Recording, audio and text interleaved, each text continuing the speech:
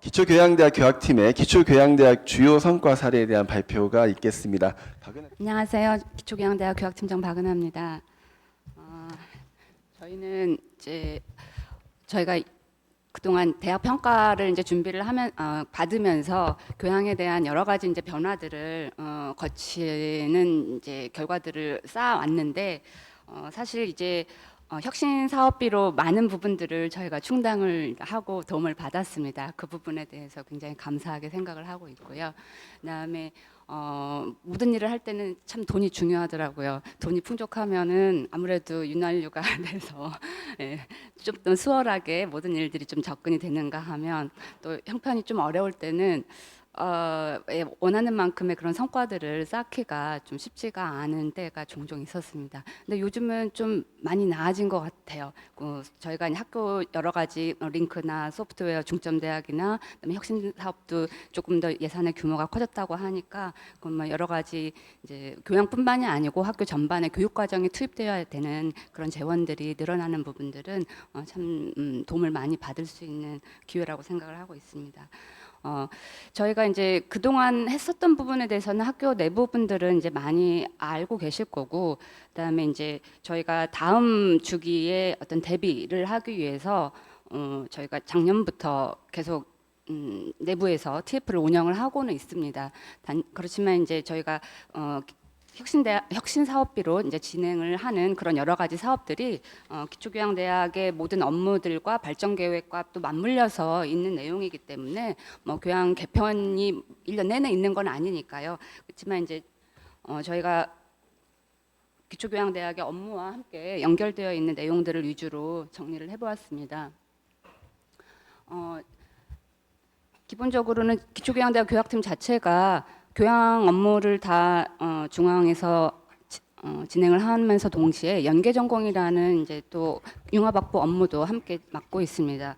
그래서 결이 좀 다른 그런 상황이라서 저희가 교양을 하면서 동시에 어떤 전공이라는 이 모드를 함께 갖고 가기가 조금 맞지 않는 그런 이제 상황들이 종종 겪게 되는데 뭐 그럼에도 불구하고 일단 기초교양대학 교학팀의 기초교양 학부와 융합학부를 중심으로 해서 저희가 혁신단 사업으로 진행되는 업무와 발전교육과 연계돼서 진행되는 업무가 이번 올해 지난해에는 연계전공의 전반적인 어떤 개편에 대한 시도를 조금 더 새롭게 접근을 할 수가 있었고요.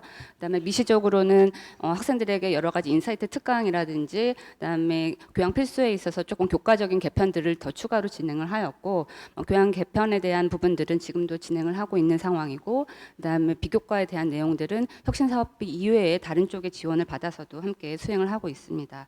좀 더 구체적으로 말씀드리면 저희가 이제 기본적으로 기초교양대학이 교양에 대한 업무를 우선적으로 말씀을 드리겠습니다. 기초교양대학에서 지금 교양의 기본적인 교육과정 운영 목표는 대학의 그 인재사항이 핵심 역량에 기반해서 잘 구현이 되도록 교육과정을 설계하고 지원을 하는 부분에 초점이 맞춰져 있습니다. 아시다시피 저희 4대 핵심 역량에 맞춰서 교양 필수의 교과목들이 매칭이 되어 있는 상태고요. 그다음에 필수 이외에 핵심과 선택의 일반 과목에 두 레벨의 또 교양이 존재를 하는데 핵심 교과들은 모두 대학의 역량과 매칭이 되어 있는 상태입니다. 그리고 저희가 기본적으로 2020년에 대대적인 개편을 통해 가지고 논리적 사고와 소프트웨어라는 새로운 소프트웨어 교육을 추가를 하게 되었고요. 그다음에 영어에 대한 여러 가지 그 학생들의 민원들을 해소하는 그런 작업들을 거쳤는데 이제 시간이 지나면서 학교의 여러 가지 환류 체계들이 이제 가동을 하면서 거기서 나오는 데이터들을 저희가 지금 이제 검토를 하고 있습니다. 기본적으로는 교육혁신원에서 진행하는 여러 가지 교육 환료에 관한 장치들이 저희에게 많은 도움을 주고 있는 걸로 말씀을 드리고 싶고요. 그런 작업들이 선행이 되고 데이터가 쌓이다 보니까 아무래도 적시에 어디서 위험 징후라고 보여지는 그런 부분들이 파악이 되면 적시에 적절한 조치를 어떻게 취해야 될지에 대한 고민들을 이제는 좀 더 적극적으로 할 수 있는 상황이 되었다고 보고 있습니다. 그래서 그런 부분들이 조금 더 체계적으로 시스템적으로 직접 가동이 되게 된다 그러면은 어떤 환류에 대한 기본적인 장치들이 안정적으로 돌아가는 어떤 구조가 나오지 않을까 생각을 하고 있고요. 그런 부분에 있어서는 조금 더 어떤 전산적인 아까 앞에서 학사 팀장님이 말씀하셨지만 그런 전산적인 백업이나 그 조금 더 선제적인 그런 제안들이 뒷받침되어져야 정말 AI 수준으로 기대할 수 있는 그런 학생들의 그런 눈높이에 맞는 어떤 교육과정 운영이나 행정에 대한 그런 개선들이 시도가 될 수 있을 것 같습니다. 저희가 2024년에 개편을 하는 어떤 방향이나 이런 내용들은 지금 학교의 환류 체계에서 가동되는 데이터들을 바탕으로 인사이트를 지금 확인을 하고 있는데 뭐 좀 내밀한 내용들이 이제 있기 때문에 여기에서 뭐 구체적인 말씀을 다 나누지는 못하겠고 다만 저희가 이제 조금 더 학교의 여러 부서들 그다음에 학교의 교육 과정에 저희가 기본 규모를 이제는 조금 다시 생각해 봐야 되지 않을까 하는 그런 몇 가지 지표들이 확인이 되어 있어서 그 부분을 조금 공유를 하려고 합니다.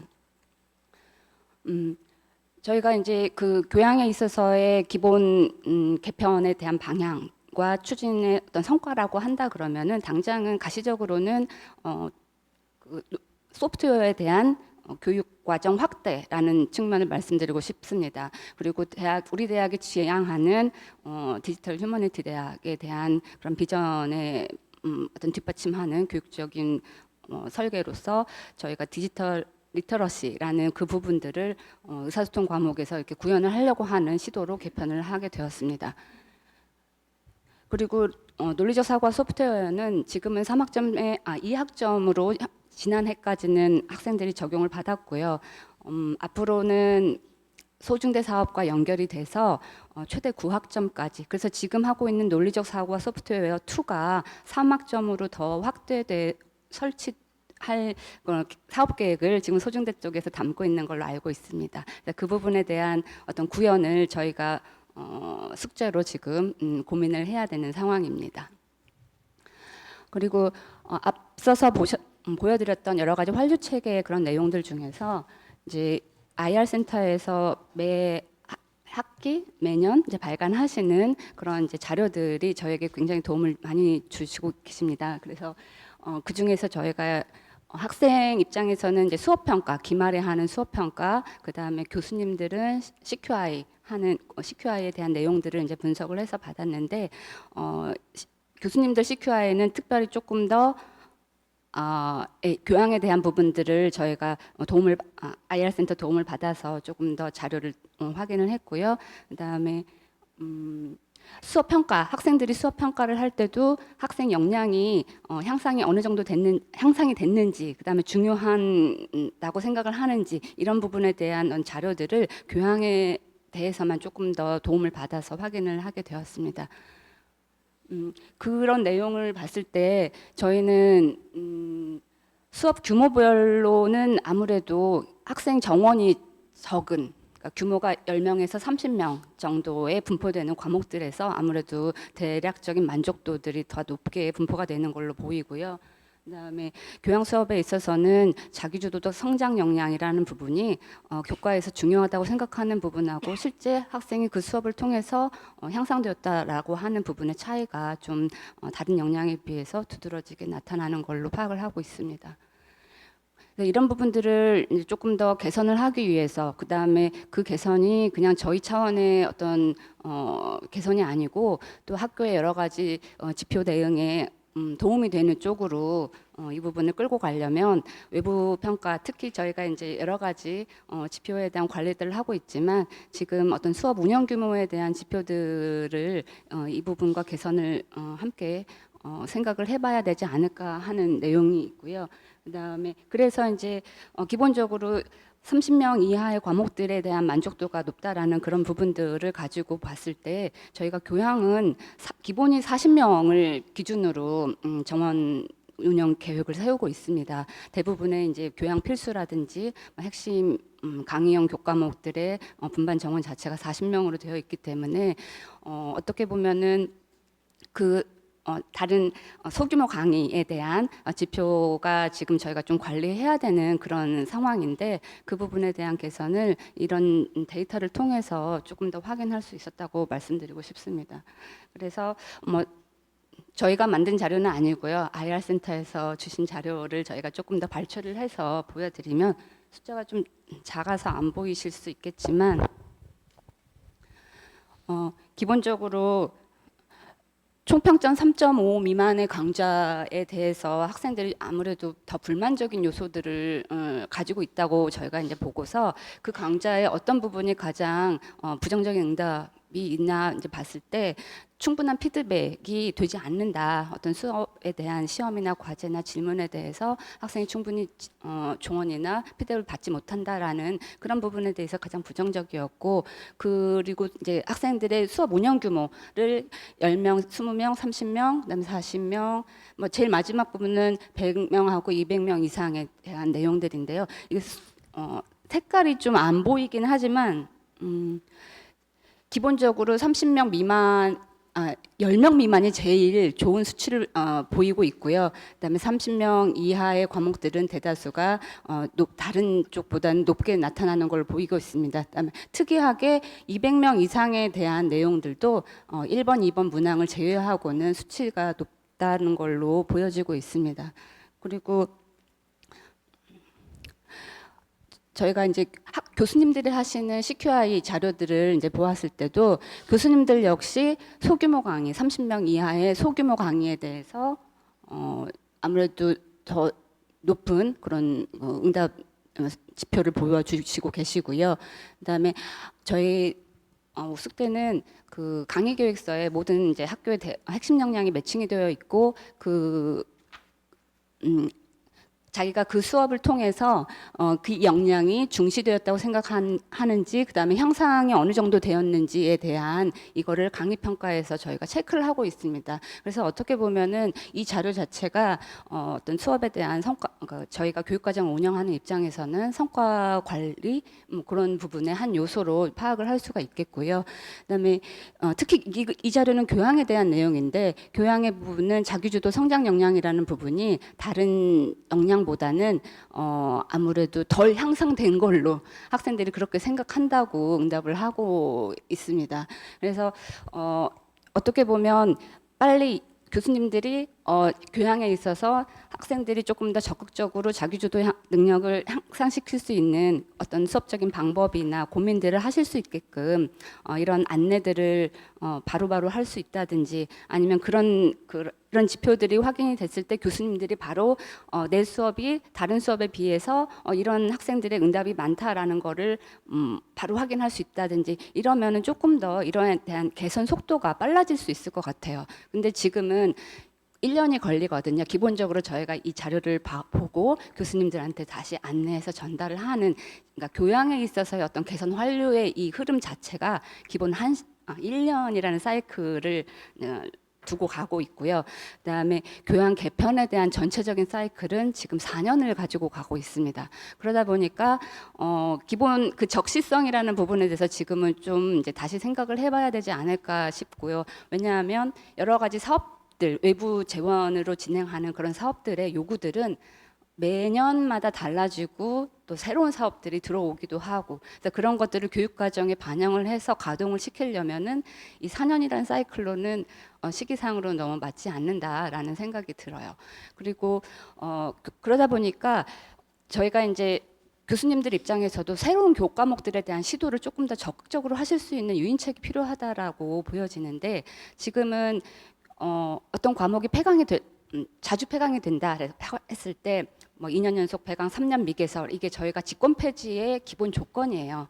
그런데 직권 폐지 기본 조건에 해당이 되다 하더라도 어떤 상황 때문에 1년을 유예해 주세요 하면 2년이 3년 되고 3년이 4년이 돼요.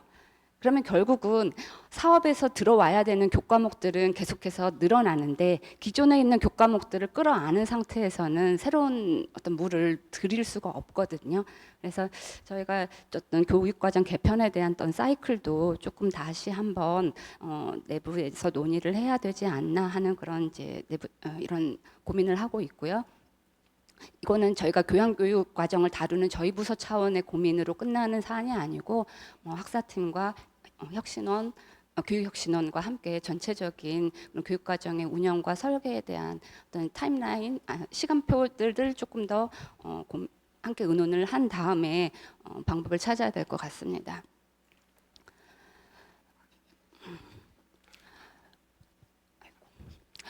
그리고 저희가 이제 어떤 교육 과정이라는 부분에 있어서 교과 운영을 이제 기본으로 하지만 그 교과로 충족되지 않는 다른 부분들은 이제 비교과로 또 실행을 하고 있습니다. 대표적으로 여러 가지 교양 필수와 연결되어 있는 교육과 비교과 과정들이 있겠지만 이번 2022년에는 저희가 이제 인사이트 학기라는 부분을 예산을 받아서 진행을 했고요. 학생들의 호응이 이제 많았는데 기본적으로 학생들은 자기가 듣고 싶은 강의 어떻게 보면은 강의 하나 정도를 조합을 해가지고 학점을 인정받는 이 부분에 대한 편의성에 관심이 좀 있는 것 같아요. 그리고 저희가 이제 예비대학을 소프트웨어 교육 를 중점적으로 하는 부트캠프를 올해 이제 했는데 거의 한 3, 4년 코로나 동안 중단됐던 캠프를 이제 다시 시작을 해서 학생들이 호응을 많이 얻었다라고 저희가 자평을 하고 있습니다. 그래서 1박 2일 동안 진행을 하는데 처음 접수받는 첫날에 학생들이 300명이 다 지원을 했어요. 원래는 계획했던 인원이 250명, 230명이었는데 그것도 250명으로 늘려 잡았고 300명은 또 대기로 잡았는데 어쨌든 반나절도 안 돼서 인원이 다 차서 굉장히 관심이 많구나. 그리고 어떤 대면 수업이 아닌 와서 숙박을 하고 자기 친구들을 사귈 수 있다라는 그 기회에 대한 어떤 갈망들이 참 많았다라고 저희가 이제 평가를 하고 있습니다. 그래서 그리고 이제 연계 전공 부분을 이제 마지막으로 말씀을 드리겠습니다. 저희가 이제 학교에서 기본적으로 운영하고 있는 여러 가지 그 전공 이수 트랙 제나 부전공, 복수전공 이런 방법 중에 하나로 또 연계전공이라는 거를 저희가 운영을 하고 있는데요. 현재 14개의 연계전공이 운영되고 있습니다.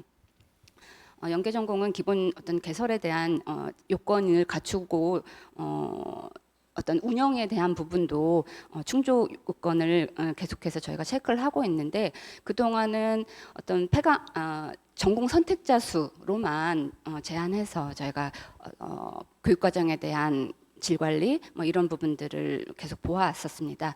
하지만 이제 올해 들어서 저희가 다양한 지표들을 조금 더 활용을 하고 그 활용한 지표에 대한 시뮬레이션 값들을 주임 교수님께 전달을 해서 조금 더 합리적인 그런 개편에 대한 방향을 전공 자체에서 좀 고민을 하시면서 또 저희가 제안하는 아이디어가 좀 수용이 되게끔 하는 그런 과정을 이번에 거쳤다고 자평을 하고 있습니다. 그래서 대표적인 게 저희가 이제 단순하게 전공 선택 인원에 대한 부분만이 아니고 학위 취득자 수라든지 이수자 수, 설정 과목에 대한 개설률, 편제 학점, 그다음에 교양 편성 과목을 너무 과하지 않게 가져가시도록 하는 제안, 그다음에 연계 전공 만족도까지 이런 부분들을 다 감안해서 평균 60점이 안 되면 이제 일몰로 넘어가시도록 그렇게 하는 안을 올해 처음 도입을 하게 되었습니다.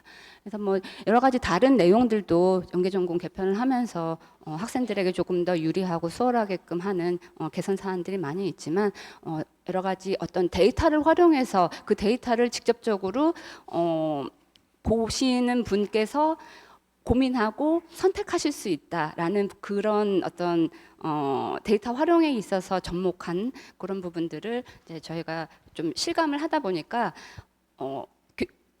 그냥 감으로 교수님들께 교육과정 어떻게 해주세요라고 말씀을 드리는 것보다는 이런 구체적인 자료를 가지고서 교수님들께서 직접 고민하시는 그런 시간을 드리는 게 훨씬 더 의미 있게 개편을 할 수 있는 시간이 아니었었나 그렇게 생각을 하고 있습니다.